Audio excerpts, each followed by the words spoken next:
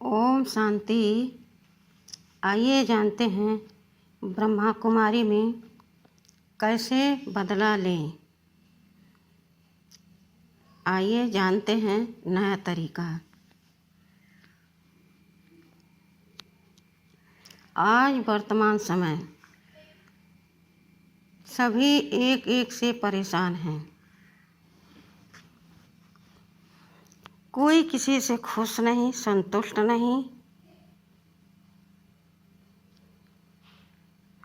ऐसे में क्या किया जाए? तो बाबा कहते, बच्चे सभी को क्षमा का दान दो। आप पूर्वज हो। इस स्मृति में अपने आप को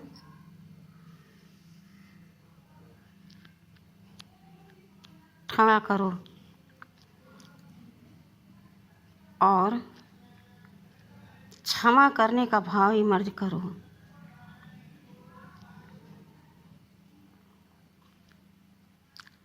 पूर्वज यानी देवी देवता पूजनीय हैं, जिनकी आज 9 दिन पूजा हो रही है।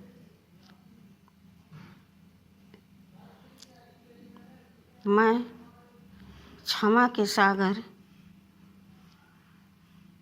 की संतान, क्षमा करने वाली इष्ट देवी, इष्ट देव हूँ, पूर्वज हूँ मैं। जब यह स्मृति में आप संकल्प लाएंगे, स्वतः आप ऊंचे हो जाएंगे। हमारे जैसा श्रेष्ठ तो कोई नहीं, तो मुझे छोटे छोटे काम नहीं करने हैं, यानी छोटी छोटी गलतियां किसी की नहीं देखनी है। और बड़े भी अगर कुछ काम गलत हो गए हैं, बहुत हमारे अंदर नफरत है और अभी भी वह आत्मा नहीं सुधर रही है, तो आखिर क्या करें?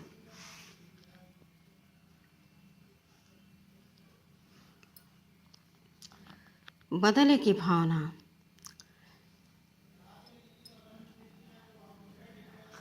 अब बदले की भावना हम रखते हैं, जिसमें हम खुद को दुखी पाते हैं, अशांत पाते हैं। इससे छुटकारा पाने का सबसे उत्तम विधि क्या है?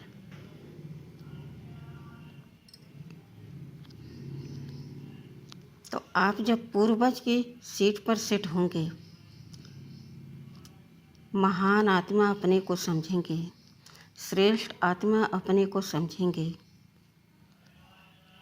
तो गलती करने वाला आपके सामने बिल्कुल छोटा दिखेगा। कैसे? अरे वह अज्ञानी है, छोड़ो जाने दो, अभी बाबा का बच्चा है, माफ़ कर देते हैं उसे, हम क्षमा कर देते हैं। यह भाव अपने आप जागृत होगा।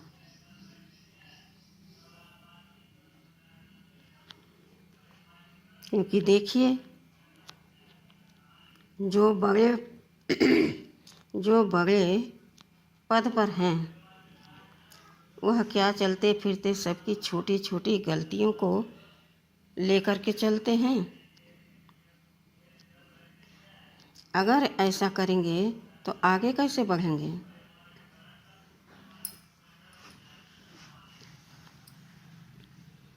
यह विचार सागर मंथन करना पड़ेगा, क्योंकि हम उस सुख सागर के बच्चे हैं। तो जब हम पूर्वज की सीट पर सेट होते हैं, तो हमारे अंदर भी वही संस्कार इमर्ज होने लगते हैं जो हमारे सर्वशक्तिमान शिव बाबा हैं।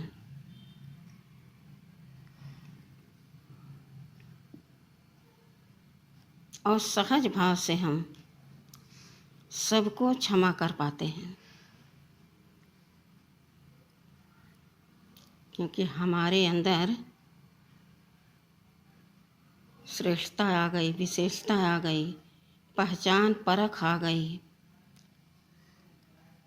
कि किस विधि से किस समस्या का समाधान होगा। ऐसे भी लोग यही कहते हैं, प्यार से करो, प्यार से रहो, लड़ाई झगड़ा समस्या का समाधान नहीं है। तो हम तो सर्वशक्तिमान के बच्चे हैं और रोज़ हमें यही शिक्षा देते हैं, तो क्यों ना हम अपने आप को ऊंची स्टेज पर रख के देखें।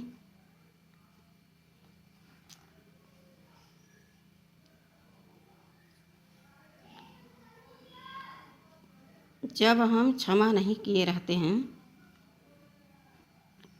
हमारे अंदर उस आत्मा के प्रति नफरत भरी रहती है। हम उसको गलत दृष्टि से देखते हैं, उसको गलत ठहराते हैं, जबकि देखा जाए तो अज्ञानी है। समझदार व्यक्ति अगर रहे साथ में तो वह गलती तो नहीं करेगा।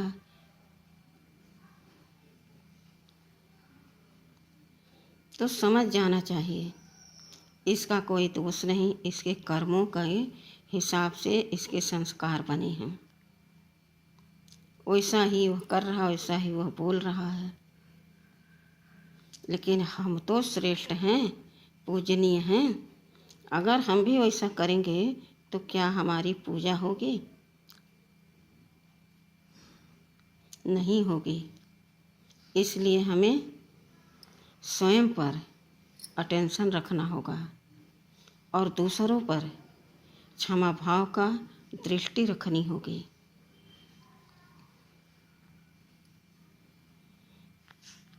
जब तक हम क्षमा नहीं करते हैं तो हमारे संस्कार, हमारे संकल्प और उस आत्मा के संस्कार, उसके संकल्प बिना बोले, बिना साथ में रहे टक्कर देते हैं। हम यहाँ से सूक्ष्म में ऐसा नेगेटिव बातें इमर्ज करते हैं, उधर से वह आत्मा भी उसी तरह से संकल्प करती है, दोनों का टकराव होता है। तो प्रेम कहाँ से आए, दया क्षमा कहाँ से आए? इसलिए अगर हमें खुद को पूजनीय बनाना है और आत्माओं को आप समान बनाना है तो अपने आप को महानता, दिव्यता अपनाना होगा और सबको उस महानता का, दिव्यता का क्षमा भाव से सब पर रहम करके, दया करके उन्हें दिल से माफ़ करना होगा। यह है इस भाग दौड़ की, नफ़रत, ईर्ष्या की, तनाव और घृणा के वातावरण से बचने का श्रेष्ठ उपाय। लेकिन श्रेष्ठ हमें कर्म करने होंगे, सबको शुभ दृष्टि से देखना होगा, सबको अपने का स्नेह देना होगा और दिल से क्षमा करना होगा। क्षमा जैसा कोई दान नहीं। तो अगर दानी बनना है, महादानी वरदानी बनना है तो क्षमा का दान सबसे श्रेष्ठ है।